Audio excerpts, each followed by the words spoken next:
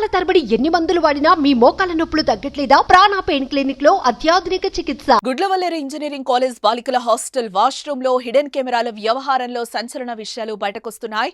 Bathroom లో విద్యార్థినుల secret camera ద్వారా తీసిన వీడియోలను బయటకు విక్రయించినట్టుగా వార్తలు రావడం ఆందోళన కలిగిస్తోంది. డబ్బుల కోసమే వీడియోలు చిత్రీకరించినట్టుగా సమాచారం. 2 ఏళ్ల నుంచి జరుగుతున్న సుమారు 350 నుంచి 360 వీడియోలు తీసినట్టుగా ప్రచారం జరుగుతోంది.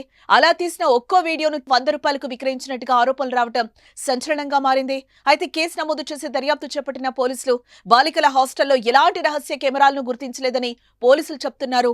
నిందితుల ల్యాప్టాప్లు, మొబైల్ ఫోన్లు, ఇతర ఎలక్ట్రానిక్ గాడ్జెట్లను విద్యార్థులు, కాలేజ్ స్టాఫ్ ఎదురుగా పరిశీలించారు.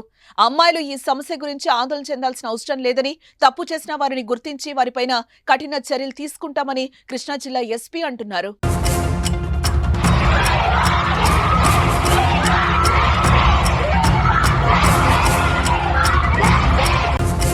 ఇటు మరోవైపు సీఎం చంద్రబాబు, విద్యా ఐటీ శాఖ మంత్రి నారా లోకేష్ సీరియస్ అయ్యారు. పూర్తి స్థాయిలో దర్యాప్తునకు సీఎం చంద్రబాబు ఆదేశాలు జారీ చేశారు. గుడ్లవల్లేరు ఇంజనీరింగ్ కాలేజ్ లో హిడెన్ కెమెరాలు ఉన్నాయనే అంశంపై తక్షణ విచారణకు సీఎం ఆదేశాలు జారీ చేశారు. మంత్రి కొల్లు రవీంద్రతో పాటు జిల్లా కలెక్టర్, ఎస్పీలను ఘటనా స్థలానికి వెళ్లాలని ఆదేశించారు. కళాశాలలో అర్ధరాత్రి విద్యార్థినుల ఆందోళనపై అధికారులను వివరాలు అడిగి లోకేష్ తెలుసుకున్నారు. విచారణలో తప్పు చేశారని తేలితే దోషులు, బాధ్యులపై కఠిన చర్యలు తప్పవన్నారు. ఇటువంటి ఘటనలు కాలేజీల్లో పునరావృతం కాకుండా చర్యలు తీసుకోవాలని ఉన్నతాధికారులకు ఆదేశించారు.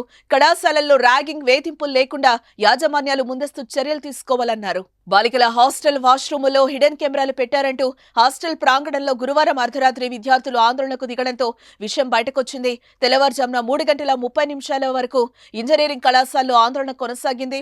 ఫైనల్ ఇయర్ విద్యార్థికి మరో విద్యార్థిని సహకరిస్తూ కెమెరాలు ఏర్పాటు చేసిందంటూ విద్యార్థులంతా ఆరోపిస్తున్నారు.